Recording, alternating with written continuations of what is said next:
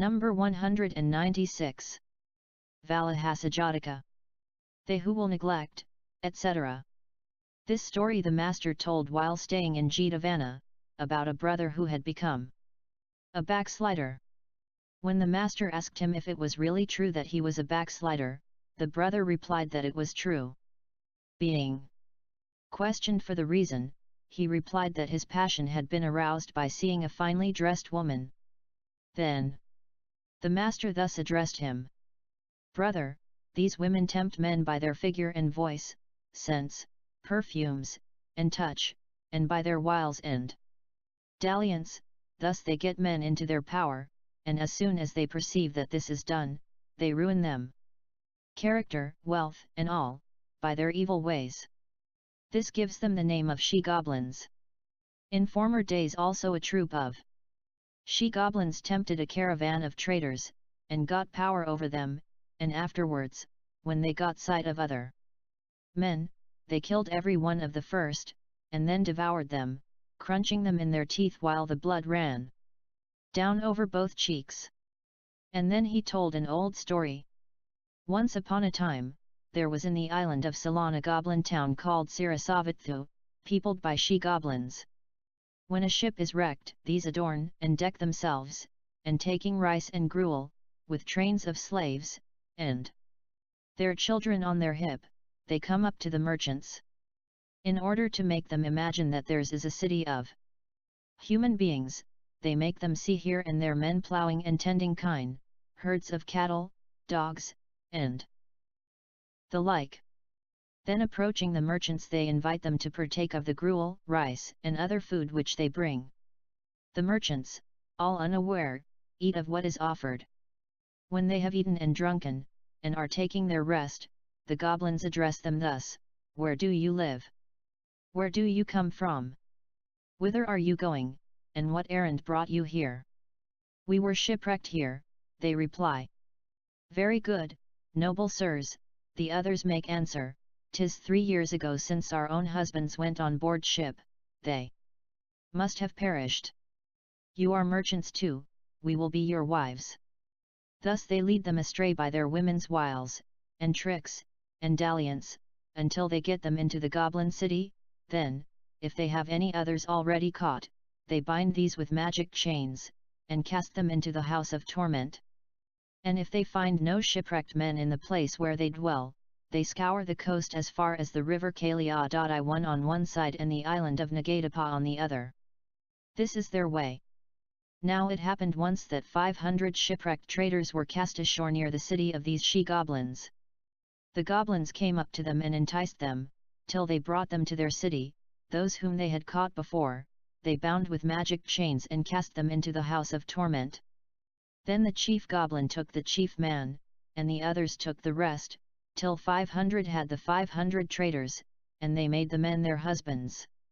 Then in the night time, when her man was asleep, the chief she-goblin rose up, and made her way to the house of death, slew some of the men and ate them. The others did the same. When the eldest goblin returned from eating men's flesh, her body was cold. The eldest merchant embraced her, and perceived that she was a goblin. All the 500 of them must be goblins, he thought to himself, we must make our escape. So in the early morning, when he went to wash his face, he bespake the other merchants in these words: "These are goblins, and not human beings. As soon as other shipwrecked men can be found, they will make them their husbands, and will eat us. Come, let us escape." 250 of them replied, "We cannot leave them, go yet, if ye will, but we will not flee away." Then the chief trader with 250, who were ready to obey him, fled away in fear of the goblins. Now at that time, the Bodhisattva had come into the world as a flying horse too, white all over, and beaked like a crow, with hair like munja grass 3, possessed of supernatural power, able to fly through the air. From Himalaya he flew through the air until he came to Ceylon. There he passed over the ponds and tanks of Ceylon, and ate the paddy that grew wild there. As he passed on thus, he thrice uttered human speech filled with mercy, saying, "Who wants to go home? Who wants to go home?" The traders heard his saying, and cried, "We are going home, master," joining their hands, and raising them respectfully to their foreheads. "Then climb up on my back," said the Bodhisattva. Thereat some of them climbed up, some laid hold of his tail, and some remained standing, with a respectful salute. Then the Bodhisattva took up even those who stood still saluting him, and conveyed all of them, even 250, to their own country, and set down each in his own place. Then he went back to his place of dwelling. And the she-goblins, when other men came to that place, slew those 250 who were left, and devoured them. The master now said, addressing the brethren, "Brethren, even as these traitors perished by falling into the hands of she-goblins, but the others by obeying the behest of the wonderful horse each returned safe home again, so, even so, they who neglect the advice of the Buddhas, both brethren and sisters, lay brethren and lay sisters, come to great misery in the four hells, places where they are punished under the 5 fetters, and so forth. But those who abide by such advice come to the 3 kinds of fortunate birth, the 6 heavens of sense, the 20 worlds of Brahma, and reaching the state of imperishable nirvana they attain great blessedness. Then, becoming perfectly enlightened, he recited the following verses. They who will neglect the Buddha when he tells them what to do, as the goblins ate the merchants, likewise they shall perish too. They who hearken to the Buddha when he tells them what to do, as the bird horse saved the merchants, they shall win salvation too. When the master had ended this discourse, he declared the truths and identified the birth. At the conclusion of the truths the backsliding brother entered on the fruit of the first path, and many others entered on the fruit of the first, second, third, or fourth. The Buddha's followers were the 250 who followed the advice of the horse, and I was the horse myself. Number 198. I come, my son, etc. This story the master told whilst living at Jetavana, about a brother who was a backslider. We hear that the master asked him if he really were a backslider, and he replied, yes, he was. Being asked the reason, he replied, because my passions were aroused on seeing a woman in her finery. Then the master said, brother, there is no watching women. In days of yore, watchers were placed to guard the doors, and yet they could not keep them safe.